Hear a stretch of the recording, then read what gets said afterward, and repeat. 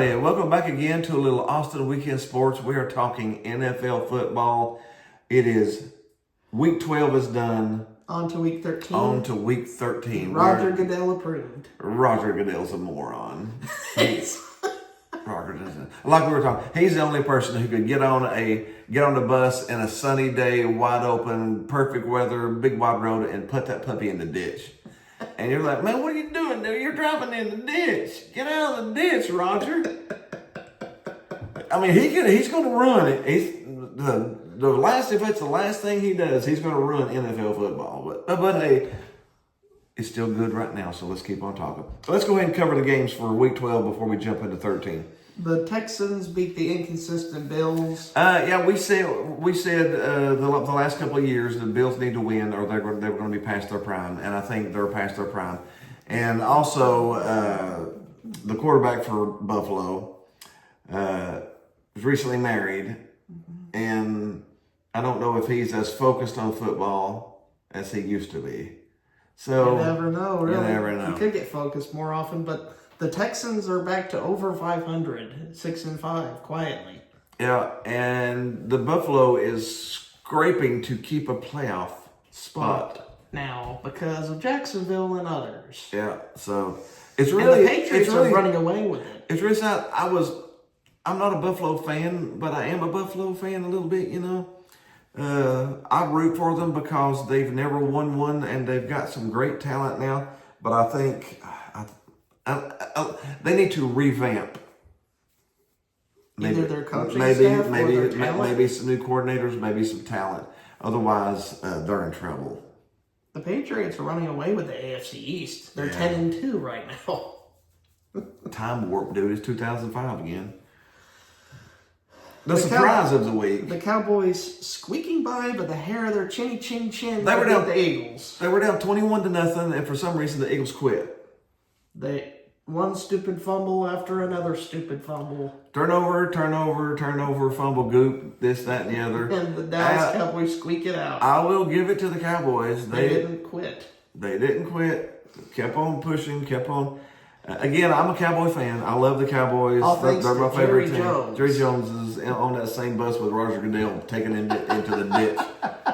But I do love the Cowboys. I mean, that's a good win. I mean, they've got the NFC. They can actually maybe win the NFC East now.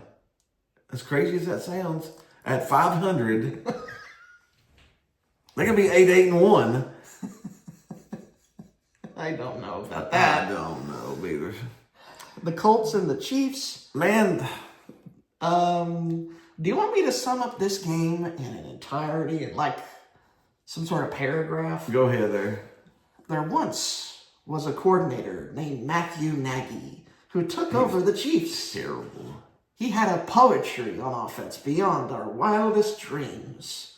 He said to Mahomes, "Gather your troops and march onto the field. We are ready for battle."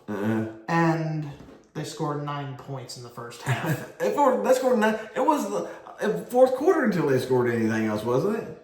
And Matt Nagy probably just said, "Screw it, my plays are awful. Patrick Mahomes, just go out there and do your magic," and that's what happened. Matt Nagy's offensive scheme is, Patrick, run for your life and just do the best you can. They're letting a 30-year-old man run for his life to try to either scramble for yards or to find somebody downfield that somehow miraculously gets open. And he did. The Colts dominated this game. It was 20-9. Until Mahomes' magic took over. And Nagy took a back seat. Yeah. I think he needs to take a back seat I think he needs to take a back seat in Sacramento. He doesn't need to be in the city anymore. But and I think the Chiefs fans are finally realizing it too. The message boards were blowing up about get rid of the bum. So the nag. So he is the nag. He is nagging all over the place. He took a machine humming at 100 miles an hour, and that sucker is chugging along on one cylinder at 20 mile an hour right now. He turned a Mercedes-Benz into a rust bucket. He is. He's almost ruined the team. What we got after that one? The surprise of the year The Bears, or the Bears. The Bears. How many one-score games have they won this year? All of them? They've won a bunch of close games. Well, good teams find ways to win, and I guess Chicago's trying to scrape their way back into the playoffs. That doesn't playoff. I mean, that'll get you to the playoffs, but it normally won't get you through the playoffs. Well, Ben Johnson probably has to prove a little more to me. Nice, but a little more, but you got to give it to them. They're 8-3. 8-3, baby. For the Steelers, this is a damaging loss, so we'll go down to see why. Yeah. The Patriots continue to chug along against the Bengals. The Bengals, they didn't. Again, you give it to them. They didn't give up, and maybe they might get their quarterback back this week. At 3-8, there's no chance for the playoffs. There's no chance. Hey, they could go on a 6-game run and be 9-8 and barely miss the playoffs.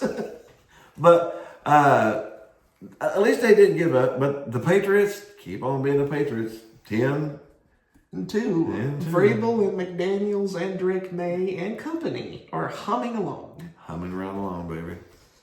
The Jets and the Ravens. For you, Big Al, I think losing here is probably going to help you get to better draft stock. The Jets are already playing for the future. Which whoever they get, they'll just be terrible. They need to change ownership, dude. Woody Johnson is awful. He's awful. He is terrible. It takes a special kind of awful to have the Madden rating nonsense from last year to come up. Yeah, that was bad. I feel bad for how many of the Ravens won in a row, though? We got to give the Ravens some credit. 5 in a row. To take the division lead from the Steelers. That's how that game against the Bears hurt. You lost the division to your arch rival, the Ravens, and the Ravens are getting hot at the right time.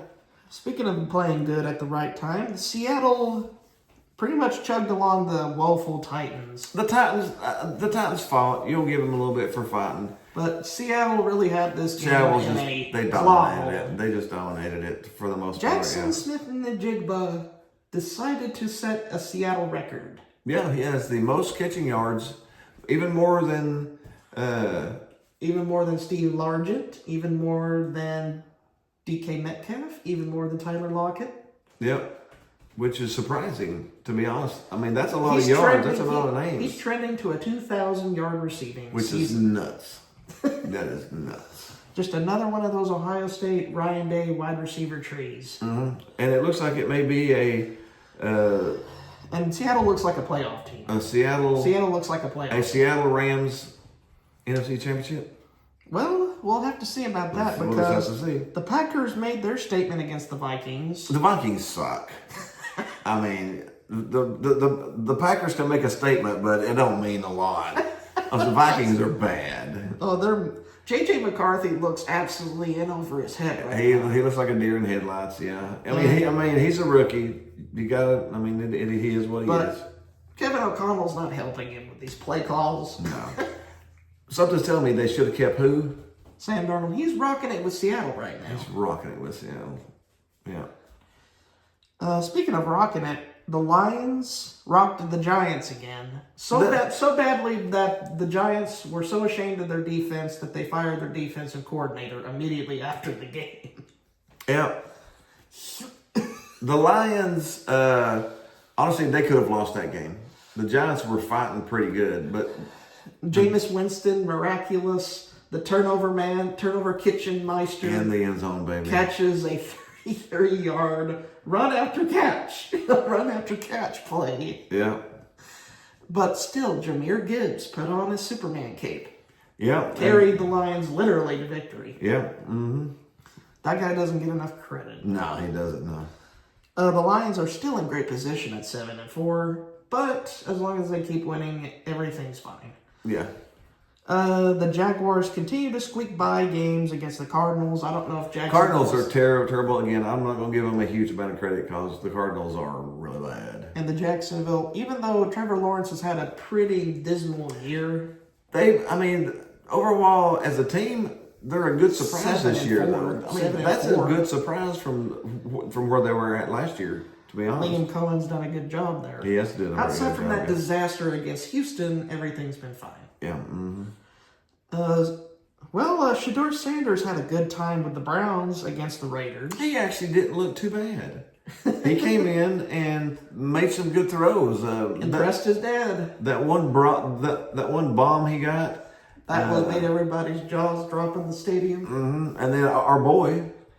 Dylan Sampson caught his first ever NFL touchdown pass from Shedeur. Was Who would have thought it would be Dylan Sampson? I would not have from 66 yards. 66 yard, a little dump off pass, and I mean D Samp went pew right speed, down, baby. It's right down there, and the loss was so bad that the Raiders were so demoralized they cut the leash from Chip Kelly after the game. Yeah. So his short-lived, disastrous NFL tenure as an OC is over. Yep. Mm-hmm. That shows you that Ryan Day was the machine master. Yeah. Not the chip box. Not the chips. Like. Yep. Mm-hmm. Yep. Mm-hmm. I'm sure some college will give him a shot again, though. Yeah, the Falcons and the Saints, this was a tank bowl in all intents and purposes. The Saints can sometimes look good, but most of the time they're really not.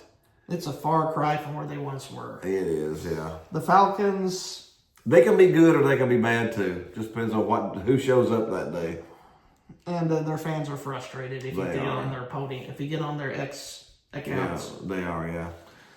Well, do you know who's not frustrated? The Rams. The Rams, man. I tell you what, Matthew Stafford is playing like an MVP 25 touchdowns to 0 picks. 0, dude. He's playing like an MVP candidate. 25 and 0. That he's playing like an MVP right now. They are rolling. That's why the Rams right now look like the hottest team in the NFC. You know, Seattle's right there too. Who's the offensive wizard leading the show? Like always, Sean McVay.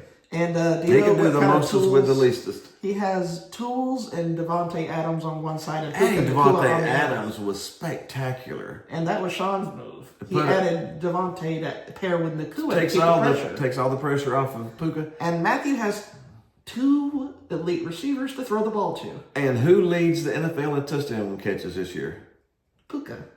Devontae? Devontae leads the NFL in touchdown catches this year. Thank you very much. That was a good investment. He caught 2 in that game, I know. For Tampa, there is worries to be had. Injury bug got them again. Shoulder injury. For Baker. Baker. Really is determined to be if he'll play next week. Yeah, Baker was on an MVP schedule until the last couple games, and then he's got hurt here, so we'll just have to see how that goes. Give me the shovel. It wasn't too bad. Are you sure about that? It was in San Francisco. But do you know what stupidity? Dave Cannell has lost them the game. The Panthers lost their 20-9 to the 49ers.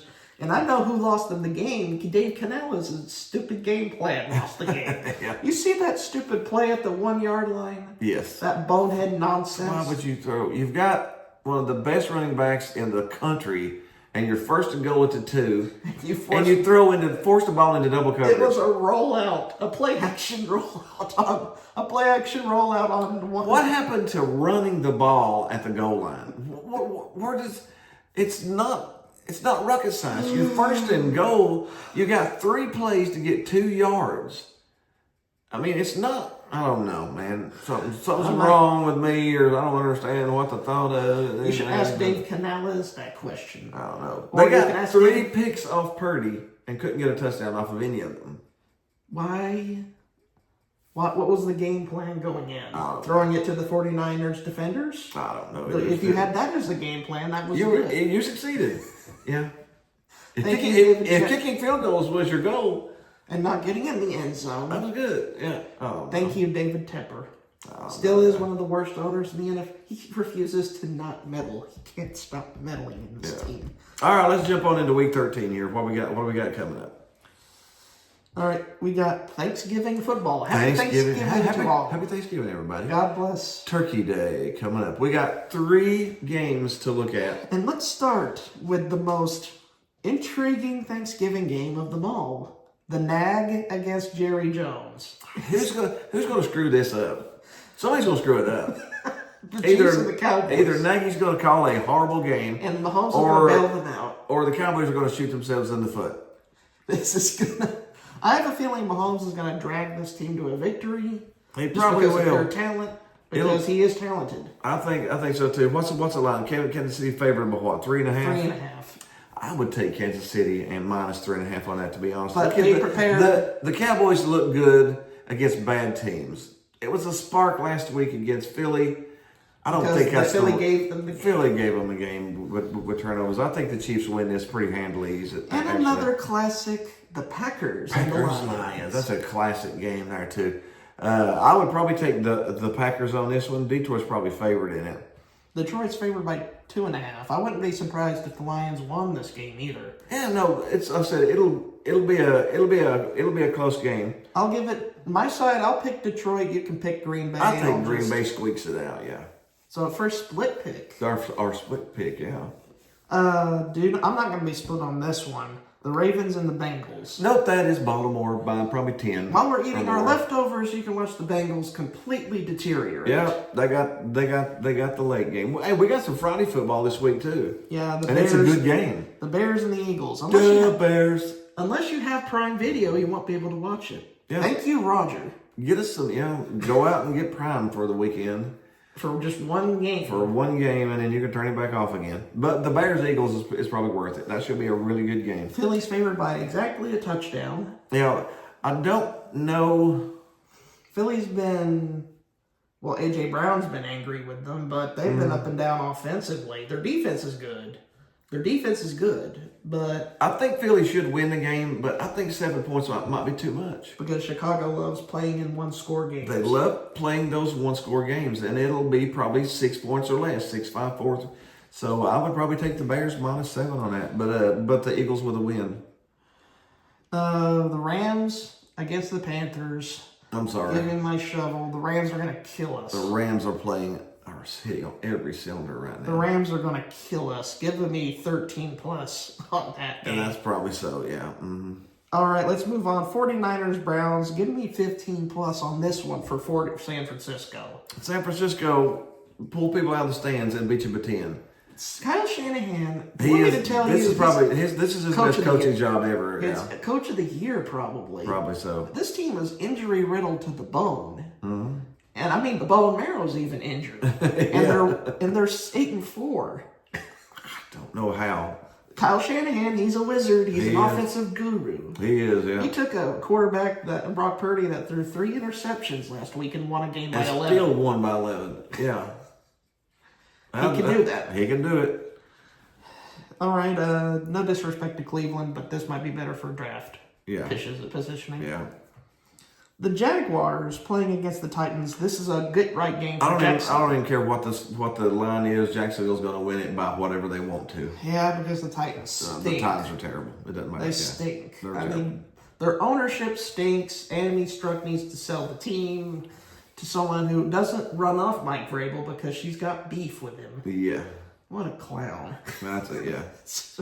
What is he doing in New England these days? I don't know. Maybe 10-2? Could be. The next game is one of the games of the week. The Texans against the Colts. While you're eating your leftovers. The Texans coming off of that big win. The Colts coming off a disappointing loss. So I got the Colts at home, coming off of a loss. Give me the Texans. You like the Texans? We got another split one here. I like their defense. I like how their defense is playing. Good defense, yeah. If C.J. Stroud comes back and plays well, I see them possibly winning the game. Mm. Now here's a tank bowl. I don't know if it's a tank bowl. It could be desirable for Miami, but I think Miami wins the game. They play the Saints. They play the Saints. The Saints are awful, and they're really bad. They're tanking for the future. I think they lose this. I think Miami wins it pretty easy. The Falcons play the Jets. Jets. Jets. I got the Falcons winning that.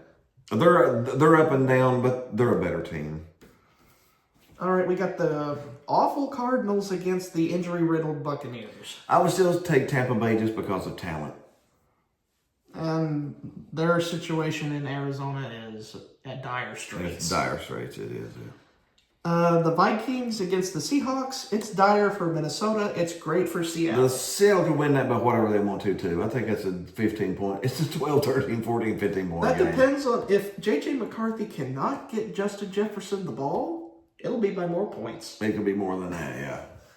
Which has happened a lot. Yeah, it has, yeah. The Raiders play the Chargers after a bye week. The Chargers are beat up with injuries, but they're 7-4. If they beat the Raiders, which they should beat the Raiders. They should beat the Raiders, yeah. And they honestly probably should beat them pretty good. The Raiders are reeling right now. They just lost to the Browns pretty easily. Yeah, and they fired Chip Kelly. Yeah, man, those chips were stale this year. There's some stale chips, baby. And the Bills and the Steelers, this is a huge game for both teams. Whoever loses this one is going to be in the back seat. Is in the trouble. AFC wildcard race. They're going to be on the road playing. Yep. I would probably give it to Buffalo again just because of talent. And Aaron Rodgers is uncertain. And Aaron Rodgers' injury. So I would probably go with the Bills on that one too. The Broncos against the injury-riddled Commanders. We had a lot of injuries this year. Yeah. Jaden Daniels' injury pretty much killed the year for Washington. And Bo Nix has played pretty good. Denver's defense is really good. It is a very, very strong unit. Vance Joseph is getting head coaching opportunity calls. And I mean, he could go try it out, but he's definitely a good defensive coordinator. So I got the Broncos on this one, probably by 7 or more. And then what's our Monday night game? The Giants against the Patriots. Patriots by 82. This isn't Tom Coughlin over there anymore. No, I don't think there's going to be a Manning coming out of the locker room for the Giants to beat the Patriots this week. The Giants are hopeless, and the Patriots are hopeful. Yeah. So it couldn't be more drastic. It's probably a 10-point game. I mean, this could not be a more drastic tone of shift of positivity to negativity. No. All right, that's all the games for this week. We hope you had a little fun with us. NFL is also when it's coming down to the end of the season here. Depending on Roger. Roger's terrible. He's a moron. Be sure and share us with your friends. Except for Roger. Except for Roger, he's a moron. And hit the like button, hit the subscribe button. Except for Roger. And we'll see you next week, except for Roger.